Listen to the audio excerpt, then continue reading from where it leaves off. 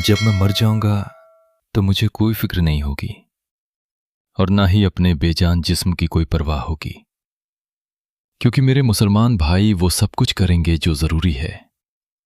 वो मेरे कपड़े उतार देंगे, मुझे गुस्ल देंगे, मुझे कफन में लपेटेंगे, मुझे मेरे घर से निकालेंगे और मुझे मेरे नए मकान यानी कब्र तक ले जाएंगे। बहुत से लोग मेरी नमाज जनाजा में शरीक होंगे, बल्कि कई लोग अपनी मसरूफियत और मुलाकातें मनसूख कर देंगे सिर्फ मेरी तदफीन के लिए। ये वो लोग होंगे जिनमें से शायद बहुत कम ने कभी मेरी नसीहतों पर ध्यान दिया होगा।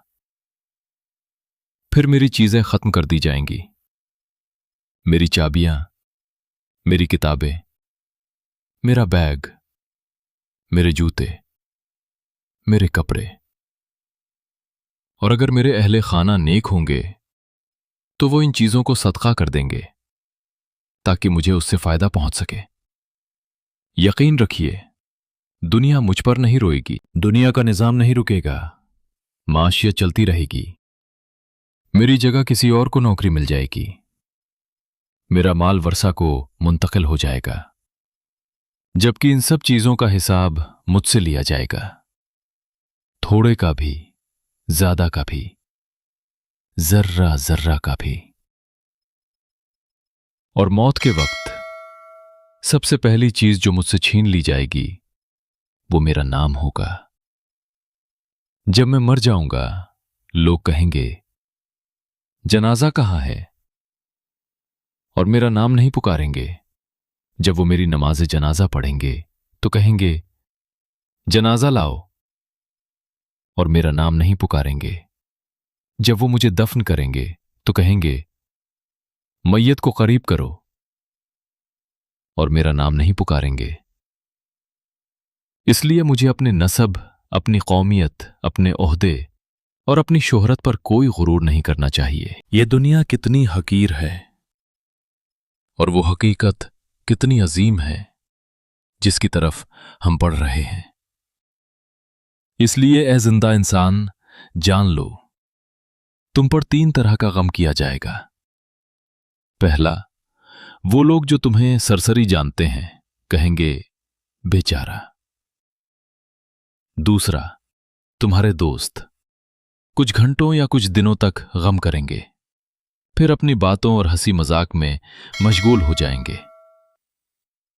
तीसरा, गहरा गम तुम्हारे घर वालों को होगा, जो 1 हफ्ता, 2 हफ्ते, 1 महीना, 2 महीने या 1 साल तक रहेगा। फिर वो तुम्हें यादों के एक कोने में रख देंगे।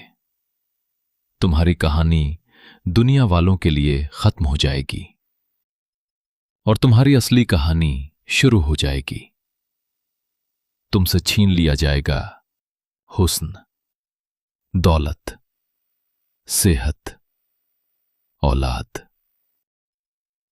तुम घर, महल और बीवी को छोड़ दोगे और तुम्हारे साथ सिर्फ तुम्हारे आमाल रह जाएंगे। और यही असल जिंदगी की शुरुआत होगी।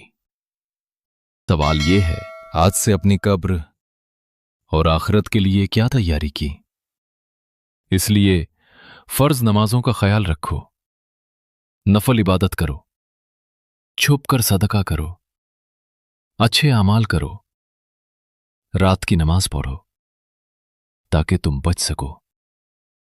अगर तुमने लोगों को इस तहरीर के जरिए नसीहत की जब तुम जिंदा हो तो क़यामत के दिन तुम्हें इसका अज्र मिलेगा इंशाअल्लाह। और नसीहत करते रहो, क्योंकि नसीहत मोमिनों को फायदा देती है। अगर ये नसीहत आपके दिल को छू गई हो तो इस वीडियो को दूसरों तक जरूर पहुंचाइए। शायद आपके जरिए किसी और की जिंदगी भी बदल जाए।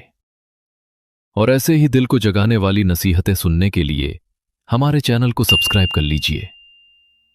अल्लाह हम सबको आखिरत की तैयारी की तौफीक अता फरमाए। आमीन।